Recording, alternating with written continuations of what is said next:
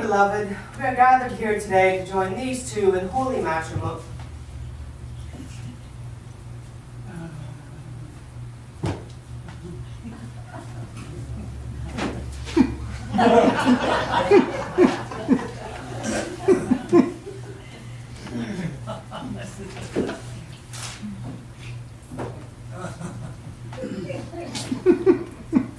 Dear friends, it is a sad thing that brings us here together in this beautiful place.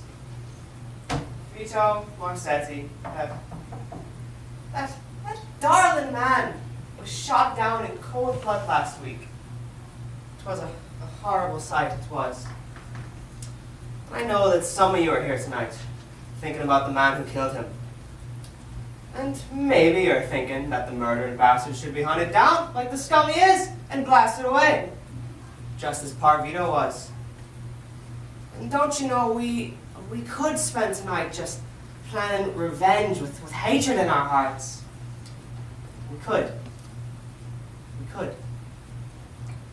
I'm here to tell you, friends, that is not what Vito would have wanted. What Vito would have wanted, my dear people, is to be remembered as a man of peace. For after all, who was Vito Marsetti? Let's be putting all thoughts of vengeance aside for a moment and be pondering that question. Who was Vito Marsetti? I'm sure there'll be those of you who are saying that he was a cheap hood and a ruthless gangster, or that he was a mean SOB and he didn't have a decent bone in his body, or that he was a liar and a cheap... Father Francis. It's all right, Joseph. I'm coming to the good stuff now. You see, Wait, hold on. That wasn't the good stuff? you'll see, Joseph. You see, Vito was all of those rotten things. He was. Let's not be candy coating him. He was a bum. He was that. But he was more. Much more. And now he's gone.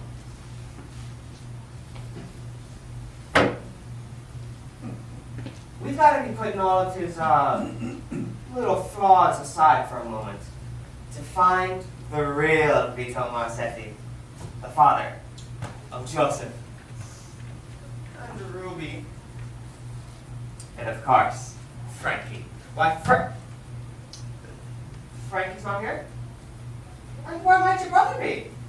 That's a poor son who misses his own father's funeral. He'll be coming along a little later, Father.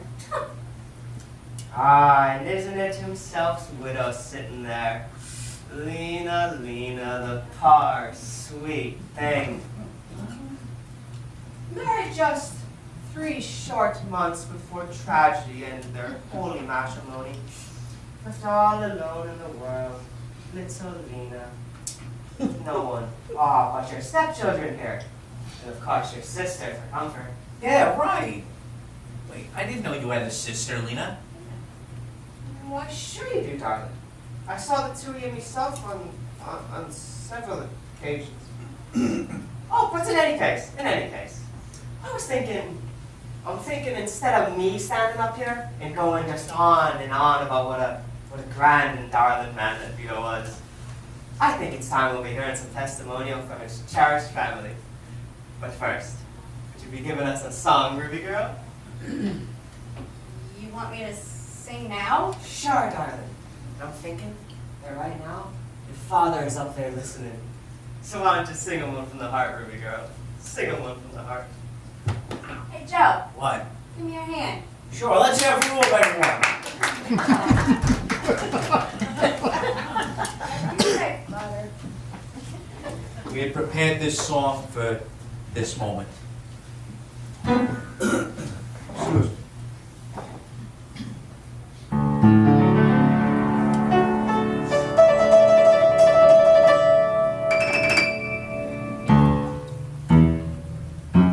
Our old man, he played bad. He's the guy that we call Dad. With a pickpocket daughter, and he gave us all a gun. Our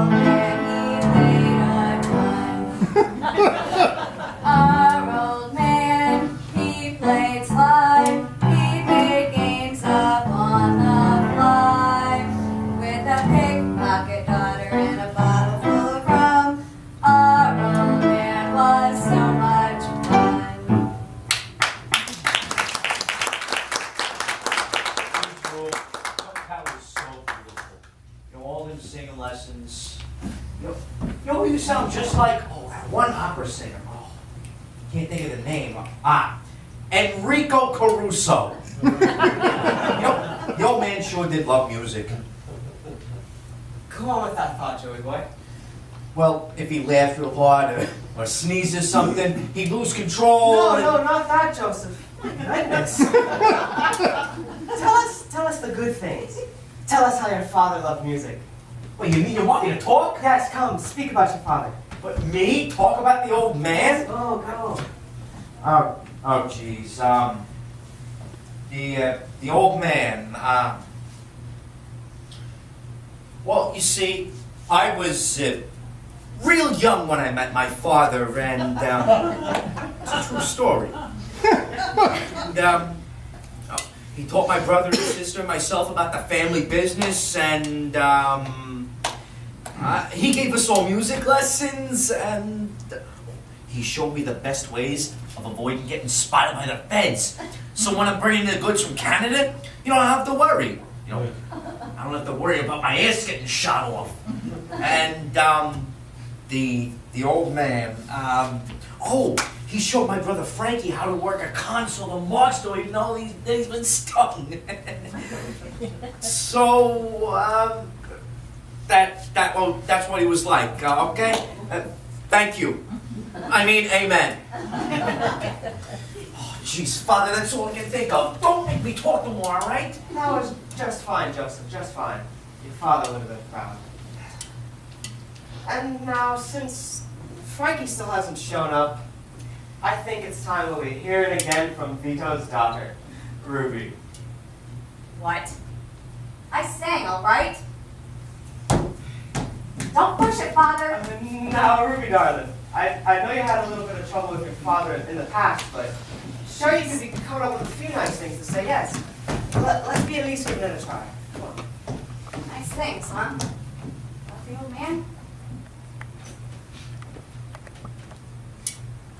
I need a stool, stupid. I don't know where it is. Shut up, Joe.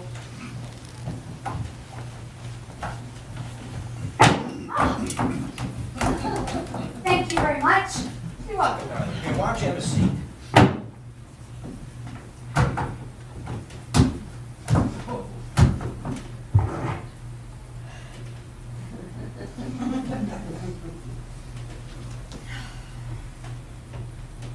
Nice things about the old man, huh? We need a minute here, Father. Geez, Ruben, nothing else. Well, he bought you this place, didn't he? Hey, there wouldn't be a Ruby's place if the old man hadn't squeezed the guy who used to own this joint. Bought me this place? Wake up, Joey. You make it sound like it was a gift. The old man bought this place for himself. Used me to run it, you to supply it. Every week like clockwork, he'd be in to check the books and collect the tape. You know he was just holding it for us, and we got paid regular. What's your beef, huh? All I know is I work my ass off making him money so he can spend it on her. No, Ruby, darling. We're supposed to be remembering the good things. You can't even come up with a decent coffin for the old man. Where'd you get this one, Lena? I mean, the old man was a skunk and all, but he certainly took care of you. You'll have to be careful picking it out. The old man will fall right through. Well, actually, considering Vito's, well, size, we were thinking of maybe not lifting it up at all. Just kind of scooting it out the back. Otherwise, we'll be needing a few more pallbearers. Yeah, I'd say 10 or 20 more for sure. But that's for later. That's for later. Right now, I believe we're waiting for Ruby to finish sharing some fond memories of her father. I'm thinking. Okay, I got something. When I was 18, I got caught picking pockets. That's how she got the nickname Fingers. See, most people think it's because she can play piano, but it's really because she could pick a pocket from across the street. Hey, Ow! do you want to tell it, Joe? No. Anyways. You're doing okay, Rube. The nice thing the old man did was, well, he bought off the judge. He didn't have to, you know. Annie always said Marzetti's don't do time. Actually, what I think he always said was, Mazzetti's don't get caught. Well, Ruby sure did. Outside of that, I can't remember anything nice the old man did for anybody. He treated Mom like dirt, ran around on her. Hey, but she, when she died, the old man waited until he got married again. I thought that was real good of him. Ow! Joe. Well, what a touching story. Thank you, Ruby. You can, please be seated. Can I be seated? Please.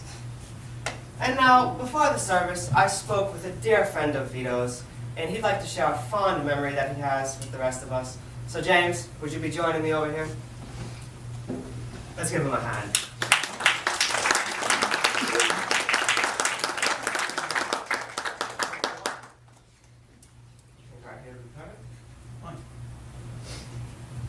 All right. When I first met Vito, when I was shoe shining a boy, and he was an up-and-coming guy, I was real on buffing his loafers. Back then, he wasn't all that big. A matter of fact, back then, he was called Vito the Punch Marze. Those were the days. Yeah. But he was always eating. I remember sitting there, chowing down our cannoli while he was working, and he said to me, "Kid, I only got one rule. I don't like no chatter while you're, sorry, emotional. Try it, It really is. I only got one rule. There's no chattering while you're shining my shoes. You got that?" And I said, "Sure, Mr. Mazzotti. Whatever you say." And then he cut me a good one across the side of my head. "I told you, kid, I don't want to hear nothing while you're shining my shoes." "I got it," I said. "Okay, Mr. Mazzotti?" And then he whacked me again. "You ain't getting it, kid. Zip the lip. Capiche?" At this time, I got smart and nodded. Then he says to me, "You learned, kid. Now you're going to give yous a little quiz. What don't I like when I'm getting my shoes shined?" And he said, "You don't like talking, Mr. Mazzotti." Boom! And I'm on my ass on the sidewalk, and Vito's there laughing to the beat of the band. Well, this would go on maybe for 20 minutes, maybe half an hour. Me getting suckered into talking, him flat-handing me across the side of my head. He's always something else. And to this day, as I'm shining shoes, I can't remember much of anything else, like what day it is and stuff. I remember Vito, and I have a good laugh. I mean, when I'm in the dizzy spells, and I'm getting kind of tough, and I keep falling over into my shoe polish, I think I Vito. I knew that guy was like he had the back of his hand. I mean, I'm going to miss him. Thanks for letting me talk, fella. Thanks.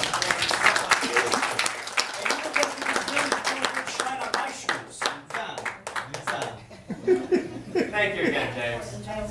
What do you mean I can't afford it? He started off with Vito, but now he's big time. Well, A favor for the family. no. If you think you can, Lena. What? I know it'll be hard, darling, but it'll help. Oh, for Pete's sake, how long are we going to have to do this? Why couldn't you get a real priest? Come on, lady, you promised. Mother Francis wanted to do the service. What's the difference anyway? The difference is,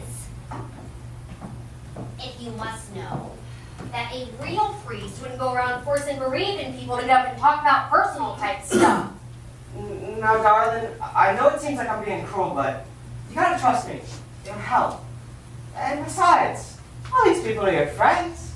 Don't be afraid to show your feelings. Don't be afraid to cry. We all know how much you love Vito.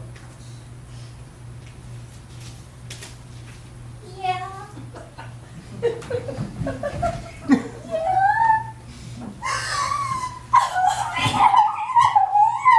Oh, jeez. Careful, honey, I've got splinters. There, darling. Let it all out. Let it all out. No, do you think you could be sharing with us about how you'll remember your poor dead husband?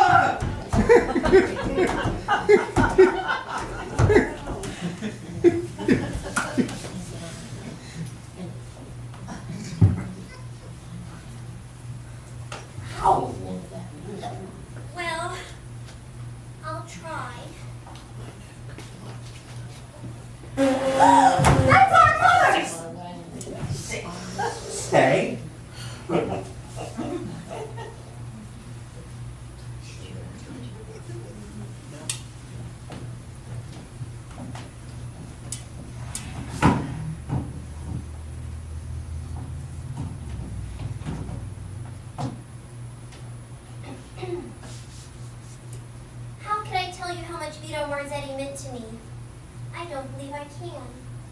See, I was just a poor, shy little girl right out of convent school. Liar! Bullshit! Excuse me.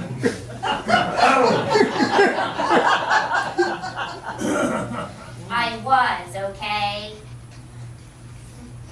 And then I met Vito. Vito. It's hard to imagine that I will never see him again. Never. I'll never feel his arms around me. I'll never watch him eat pasta again. And I'll never smell his warm breath. And I'll never have to watch him pick his... Anyway, he was a good man, a good husband, and a good provider. I'll say. And he treated me just swell. So I'm gonna miss him, and thank you all for coming tonight. Mwah!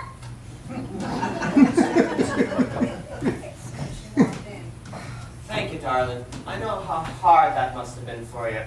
Bimbo. Now, What did you just say? I said we're gonna have the trip. Move on to the next part of the sermon. Why, you? Yeah, darling. Whatever is wrong. Now calm yourself, Cheap Trick. I'll move on to the next part of the sermon. Okay, that's it. I went along with this because it seemed like the right thing to do, and it saved having to dig up a real priest. What do you think if you keep it Frankie, boy? You think if the slut could make it to the